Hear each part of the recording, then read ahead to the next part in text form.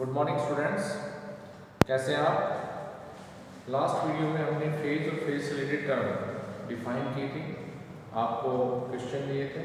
I hope आपने लगभग solve कितने इसमें, और ये जो दोनों क्वेश्चन थे that is related with the phase. Now the next term of this topic is simple harmonic motion, short में इसको SHM, सिंपल हार्मोनिक मोशन। तो बच्चों इसमें क्या होता है, simple harmonic motion. Simple harmonic motion is a special type, यानी it is a special type of periodic motion in which the vibrating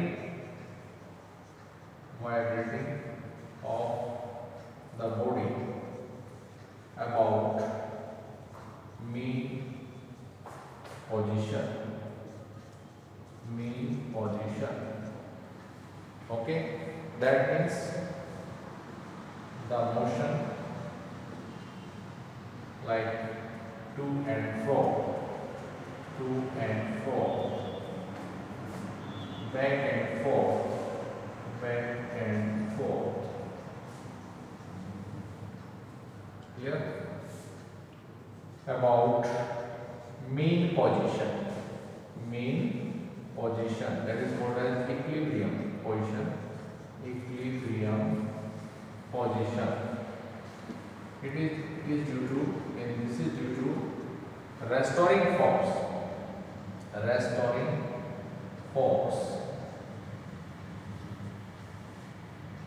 here, and the magnitude of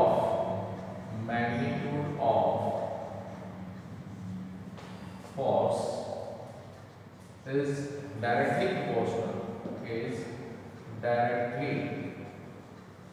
proportional to displacement.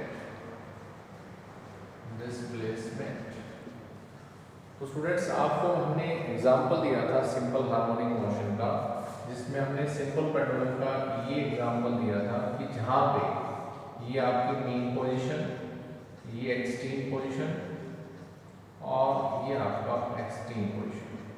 आपको example में बार बार इसलिए दे रहा हूँ कि ये example सबसे simple है, लेबोरेटरी में हम इसको करेंगे। टाइम पीरियड और मीन्स टाइम पीरियड 2 पाई √L/G, ये हमारा एक्सपेरिमेंट है 11th क्लास में, जो मैंने आपको बताया था कि हम घर पे कर सकते हैं। कैसे कर सकते हैं इसको घर पे, यहाँ पे टाइम पीरियड और लेंथ में रिलेशनशिप है। मीन्स अगर मैं लेंथ इंक्रीज करता हूँ, बिकॉज जी यहाँ पे क्या रहेगा कांस्टेंट, और टाइम पीरियड किस पे डिपेंड करेगा, लेंथ पे। तो इसकी रीडिंग आएगी, मान लीजिए ये ऑसिलेशन है, यहाँ से यहाँ जाएगा, तो it will definitely take some time to complete their one SHM, simple harmonic motion means one oscillation about mean position, to and fro motion होगा, backward and forth होगा, और यही मोशन हमारा जो है रिलेशन प्रोड्यूस करेगा यहाँ पे T is equal to 2 pi √L/G। अगर मान लीजिए मैं यहाँ पे T लेता हूँ, okay, what is the time period, यहाँ पे हम लेंथ लेते हैं, सपोज लेंथ है, यहाँ पे नंबर ऑफ ऑसिलेशन लेंगे। तो there is a general observation, अगर आप सपोज यहाँ पे 40 लेते हैं, 50 लेते हैं, 60 लेते हैं, तो अलग अलग लेंथ पे अलग अलग टाइम पीरियड आएगा हमारा जो है SHM के अंदर। तो बच्चों ये हमारा रिलेशन है कि L और T हमारा ग्राफ क्या आएगा, स्ट्रेट लाइन। तो this is experimental part, you can do at your home site. आप बुक लेके, स्टॉप वॉच लेके इसको एक्सपेरिमेंट को परफॉर्म कर सकते हैं। बट यहाँ पे जो हमारा टॉपिक है वो simple harmonic motion. Simple harmonic motion में दो पार्ट आते हैं, one is the linear simple harmonic motion and second is the non linear simple harmonic motion. Means यहाँ पे अनहार्मोनिक मोशन भी कहते हैं। अगर वो अनहार्मोनिक है तो यहाँ पर दो पार्ट आएंगे, if you will assume it कि पूरा पार्ट अगर मैं एक्स एक्सिस में ले लूँ, अगर मैं इसको एक्स एक्सिस में लेता हूँ तो ये मेरे पास ये हमारा प्लस एम्पलीट्यूड है, ये हमारा माइनस एम्पलीट्यूड है। ओके, अगर मैं इसको O से P दिखाता हूँ, दिस इज O से P, this is the displacement x। अगर मैं इसको x में दिखाता हूँ तो वी हैव टू इक्वेशंस। अगर मैं इसको x में इक्वेशन दिखाता हूँ तो there is a law is here, is that is proportional to x। Suppose here F is the force, इसलिए इसको हम कहते हैं कि लॉ ऑफ फोर्स, यानी फोर्स लॉ इन एसएचएम, यानी F is equal to minus kx, where k is the constant, force constant, k is the force constant। जब हमने आपको डायमेंशन कराई थी तो उसके अंदर ये डायमेंशन थी, आपको इससे रिलेट किया था ग्रेडियंट और फोर्स कांस्टेंट की फिजिकल क्वांटिटी को you have to divide the physical quantity again by the distance. तो here k is equal to क्या है, f by x। Negative sign क्या इंडिकेट करता है, negative sign indicate here the restoring force, restoring force करता है, यानी जो आपका ये आपने लोड लिया था अगर ये एक्सट्रीम पे जाता है तो इसको वापस लाता है, रिस्टोर करता है मीन पोजीशन की तरफ। तो ये हमारा रेस्टोरिंग फोर्स को इंडिकेट करता है ओनली हियर। तो F किस में होगा बच्चों, न्यूटन में, x किस में होगा, मीटर। तो न्यूटन पर metre is the unit of what, k, this is the force constant. Now you will indicate this term in the terms of sine and cosine function, because if y is the x is a displacement, x और y both are the displacement, दोनों में हम represent करेंगे कि y is equal to a sin omega t। Last video में हमने आपको बताया था कि y डिस्प्लेसमेंट है, a हमारा मैक्सिमम डिस्प्लेसमेंट है, ओमेगा एंगुलर वेलोसिटी है। ऐसे ही आप इसमें फेज दिखा सकते हो, you can hear add A phase, ये हमारा फेज है, दिस इज कॉल्ड फेज। ऐसे हमने पिछले वीडियो में किया था, x is equal to a cos omega t plus phi naught. तो बेटा यहाँ पे x और यहाँ पे y दोनों ही डिस्प्लेसमेंट है, दोनों ही डिस्प्लेसमेंट है, दोनों की अपनी इक्वेशन है, trigonometric equations. Is it clear? तो ये हमारा लीनियर मींस अगर ये पावर ऑफ x है, खाली पावर ऑफ x है, this is a linear harmonic oscillation. अगर अनदर पावर ऑफ x है मींस x स्क्वायर या अनदर है, that is non linear harmonic function, that means anharmonic oscillation. अब आप इसका आता है ज्योमेट्रिकल इंटरप्रिटेशन, यानी ज्योमेट्रिकल इंटरप्रिटेशन ऑफ एसएचएम, और इसको बोलते हैं यूनिफॉर्म सर्कुलर मोशन की कैरेक्टरिस्टिक। तो अगर मैं इसमें यूनिफॉर्म सर्कुलर मोशन दिखाता हूं तो ये हमारा फिर डायग्राम क्या आएगा, लाइक दिस। ये आप दिखाएंगे here, this is y o y dash x o x dash। Got this point? If this body are moving in anti-clockwise direction, it will revolve around this o axis. It means if this lies at P point, then this point P, this is your theta, this is equal to omega t. Now we will project it a distance P to M और P to M, यानी OM यहाँ पे क्या है बच्चों, y, और ON क्या है यहाँ पे x। OM y, OF ON x। So here OP small a, this is called as amplitude। तो यहाँ पर हम इसको डिफाइन कर सकते हैं, these terms are correlated with the uniform circular motion। Again this is the example of uniform circular motion and this is the case of your SHM। Now what are the characteristic of SHM? SHM की characteristic क्या है उसमें आपको define करेंगे दोबारा।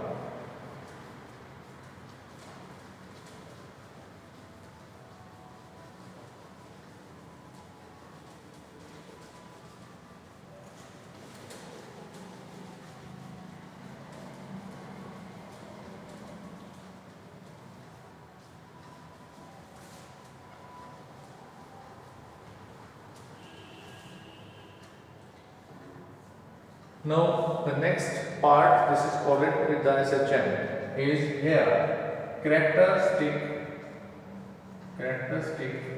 of SHM। Characteristic of SHM हम define करेंगे। तो इसमें पहले सबसे पहले डायग्राम देखिए, अभी मैंने बनाया था like this is your uniform circular motion. Here we represent the O. Suppose this body lies at P point. If this will move in the one revolution in anticlockwise direction, then this angle is theta omega t, and here this is your phi naught. This is clear? And now we will draw the two projections. One is n, second is m. This is y and this is x. This is x o x dash, y o y dash. Got this point? Now the first term of the characteristic means characteristic of SHM. Here we will define the 3-4 more terms. First is the displacement, second is the velocity, third is the amplitude, fourth is the acceleration, and last is the time period. Now we will take one by one. Here first is here displacement.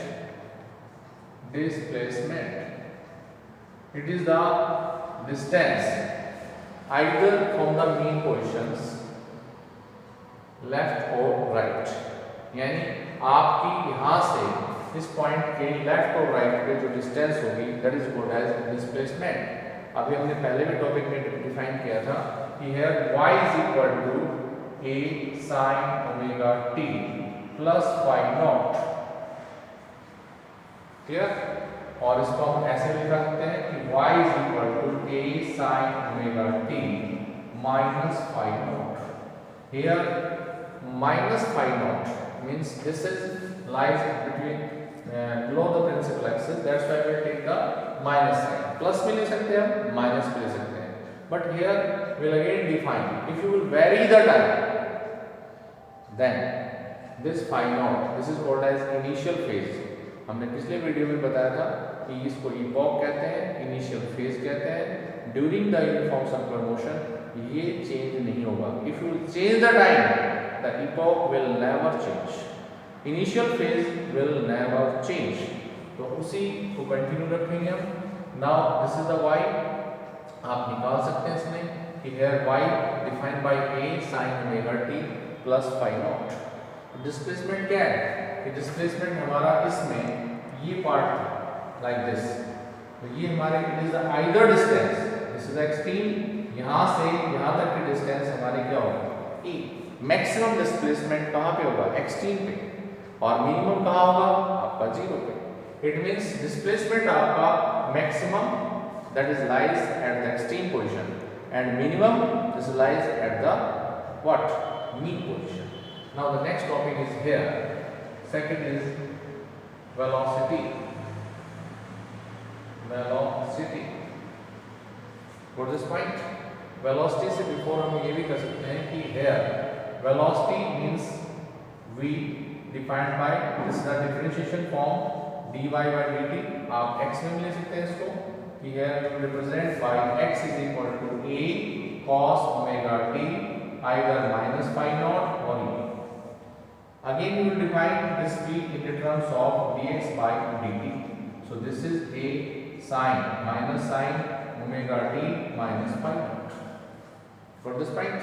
But here this is the displacement equations. Now we will differentiate. What is the definition of the velocity? A rate of change of displacement with respect to time. A rate of change of displacement. Yani it is the ratio of the displacement to the time is called as velocity. So here this is what? A sin का differentiation cos omega t and omega. This is the constant term. The differentiation of the constant term is always 0. Special medical student ध्यान करो बेटा, जो आपका constant term है उसका differentiation क्या आएगा? 0। कभी आप कंफ्यूज हो कि phi naught कहाँ गया? phi naught constant है, मैंने पहले ही बताया कि phi naught epoch है, initial phase है, constant term है, that's why the differentiation of every constant term is 0. Medical student clear? Got this point? Now a cos omega t omega, this is the final result of v, a omega cos omega t. Now you can write here a omega. This is what? 1 minus sine square omega t. But you know that here this is what? Y is equal to a sine omega t. It means you can write here sine square omega t. So v is equal to a omega, and now this is what? 1 minus y square by a square. V is equal to a omega, and now this is a square minus y square by a square. इसको बाहर लाएंगे, v is equal to a omega, ये बाहर लाएंगे तो a हो जाएगा. Now this is a square minus y square. A cancel, so this is completely a square minus y square. बच्चों यहाँ पे दो क्वेश्चन बनते हैं. ऑब्वियसली आपके ऑब्जेक्टिव टाइप क्वेश्चन में, कंपटीशन में भी, और यहाँ पे आपकी थ्योरी क्लासेस के अंदर एंड में ऑब्जेक्टिव क्वेश्चन भी बनते हैं. दोनों को डिस्कस करते हैं कि what where the value of the velocity is maximum, यानी वैल्यू ऑफ द वेलोसिटी कहाँ पर मैक्सिमम होती है, कहाँ पर मिनिमम होती है. What is point? तो अब आप देखिए इसमें अगर what is this value, maximum कहाँ पे होगी? It means this is at the mean position. Mean position answer क्या होगा इसका? Mean position. मीन पोजीशन पे क्या होगा? ये आपका a यहाँ पे 0 हो जाएगा. इट मींस u और y is again is equal to 0. Clear? अगर ये मैक्सिमम है तो देखिए आप इसकी वैल्यू यहाँ पे पुट कीजिए. y is equal to 0, that means a omega. v क्या हो जाएगा? a omega. This is the maximum velocity. In the next part v minimum, velocity of this part is minimum. कहाँ होगी आपकी? Extreme position. कहाँ पे होगी? एक्सट्रीम पोजीशन के अंदर. It means y is equal to here a. y a पर extreme पे क्या होगा? a. इट मींस वहाँ v क्या हो जाएगा? 0. These are the very important section of this topic, where the value of the velocity is maximum, where the value of the v is minimum. Okay, now the next part is here. After this part, what is displacement? What is displacement? Displacement means the next part is continuous here. Amplitude. Amplitude is correlated with the either maximum displacement or either side. यानी यहाँ पे सबसे ज्यादा maximum value कहाँ पे होती है? यहाँ पे साइन थीटा की वैल्यू मैक्सिमम होती है 1. It means y is equal to क्या हो सकता है? a. मैक्सिमम, मिनिमम और मैक्सिमम दोनों वैल्यू आपको क्लियर है. यहाँ पे एम्पलीट्यूड क्लियर हो गया आपका. नेक्स्ट पार्ट आता है इसका, what is the acceleration. Acceleration क्या होगा इसका? Acceleration is here rate of change of, it is defined by a letter a, and this is equal to dv by dt. So a is equal to dv by dt. What is the value of v? v की वैल्यू क्या है? a omega means d by dt of a omega cos omega t. Now a is acceleration, a omega, cos की वैल्यू क्या होती है? minus sin omega t and omega. cos का डिफरेंशिएशन माइनस साइन होता है. मेडिकल स्टूडेंट क्लियर करें इस चीज को. नॉन मेडिकल की मैथ में ये चीज आएगी. इट मींस आपको डिफरेंशिएशन क्लियर होना चाहिए. साइन का cos, cos का माइनस साइन. तो a is equal to a, यानी a means acceleration, small is the amplitude, a omega square sin omega t. Got this point? Now the acceleration is here a, और ये value क्या है बच्चों? What is this? y. y की वैल्यू क्या है? अगर हम सिंपली y को लिखें यहाँ से तो y क्या है? y is here a sin omega t. So what is sin omega t? y by a. So this is a omega square y by a. A से cancel. So this is again omega square y. Now the important question of this part is where the acceleration is maximum. जैसे आपकी velocity maximum थी, acceleration is minimum, तो इसका reverse order हो जाएगा. यानी extreme पे जहां पे मेरा y a होगा, वहां पर एक्सीलरेशन मिनिमम नहीं मैक्सिमम होगा।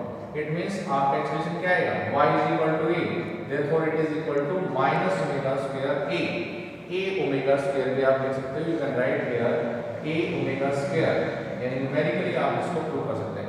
कहाँ पर है, this is the this value lies at extreme position पे lie करती है।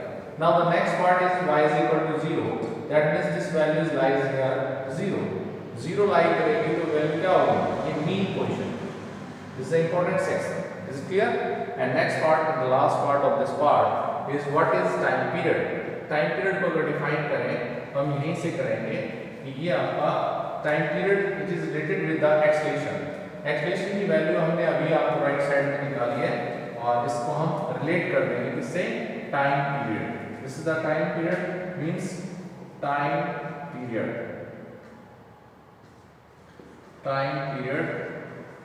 यानी this is the time in which the one relation completed by the your SHM. यहाँ आप इसको इसी इक्वेशन को दोबारा लिखेंगे, a capital is equal to omega square y। अगर माइनस साइन को यहाँ पे डिलीट कर दो तो यहाँ पे क्या आएगा, omega square is equal to a by y। What is a? a is the acceleration. What is y? y is the displacement. What this point? ठीक है बच्चों, अब आप इसको देखिए, ओमेगा इज इक्वल टू क्या है, under root acceleration divide by displacement. This is the displacement. Here now what is omega? Omega is equal to 2 pi by t. So this is what, acceleration by displacement।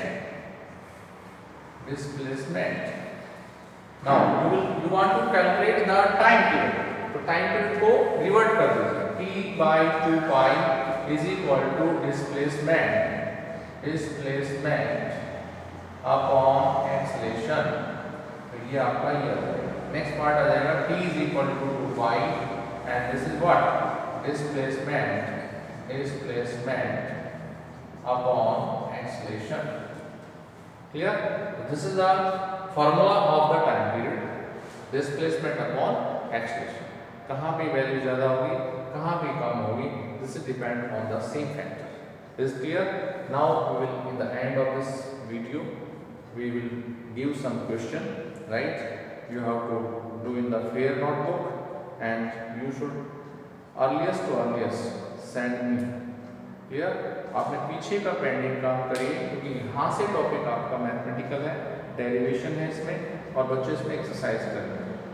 Clear? Thank you.